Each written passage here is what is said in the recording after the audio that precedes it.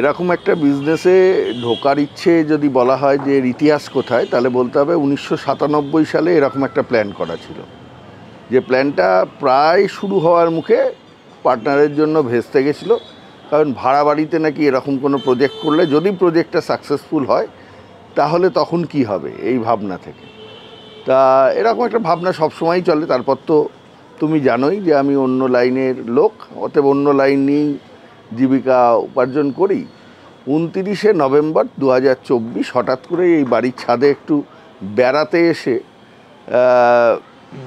বাড়ির মালিক রাজেন্দ্র কুমার সাহার সাথে একটু কথাবার্তা এই নিয়ে, এবং তারপর 1 জানুয়ারি মানে 32 দিনের মধ্যে এই গোটা ডেকোরেশন এবং এটা খোলা হয় আর কি। কাজেই এত দ্রুত করার জন্য অনেক কিছু ত্রুটি হয়তো এখনও আমাদের মধ্যে রয়ে গেছে বা আমরা করে উঠতে পারিনি সবটা সম্পূর্ণ।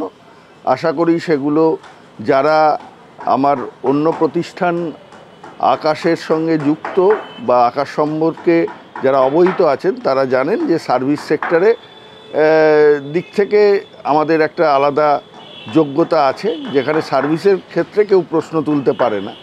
আশা করছি সেটা 2-3 মাসের মধ্যে আমরা কাটিয়ে সেই জায়গায় পৌঁছাতে পারব।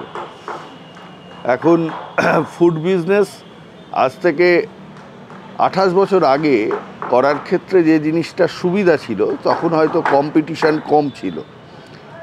এখন কম্পিটিশানটা অনেকটাই বেশি এবং মানুষও কিছুটা স্বাদ সম্বন্ধে ওয়াকিবহাল।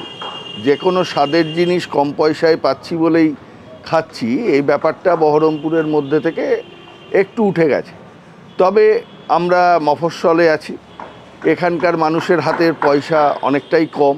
কাজেই আমাদেরকে যখন মেনু এবং তার প্রাইস ফিক্স করতে হয়েছে সেগুলোও মাথায় ভাবতে হয়েছে, যেটা নতুন একটা বিজনেসের পক্ষে, যেহেতু সেখানে বিক্রি বাটার পরিমাণ কম, সেখানে একটা কম্পিটিটিভ ব্যাপার চলে আসছে আমাদের ক্ষেত্রে অস্তিত্ব টিকিয়ে রাখার ক্ষেত্রে।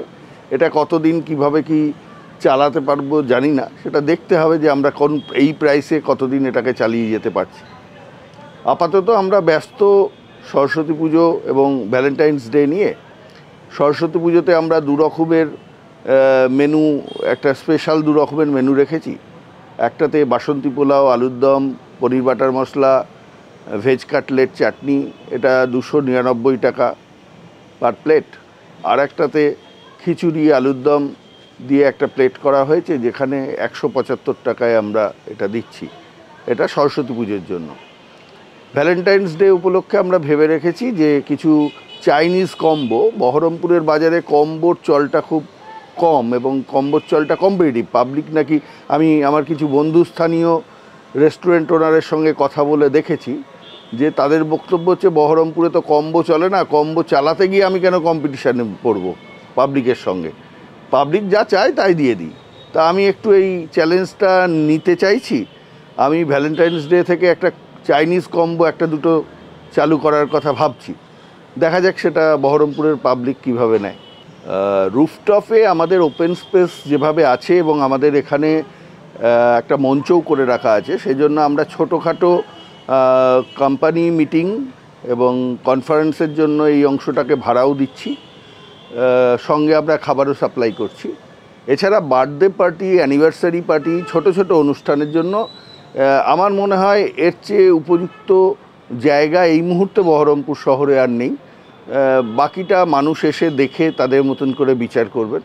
এবং আমরা ইতিমধ্যেই 1 মাসে প্রায় গোটা 4 বার্থডে পার্টি, 2 অ্যানিভার্সারি পার্টি করেছি।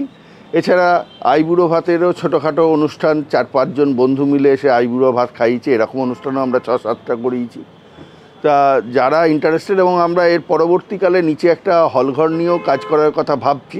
যারা আমাদের এই উদ্যোগের সঙ্গে যুক্ত হতে চান, যে সমস্ত প্রতিষ্ঠান, তারা আমাদের সঙ্গে যোগাযোগ করতে পারেন। আশা করছি তাদের আমরা সঠিকভাবেই সার্ভিস দিতে পারব।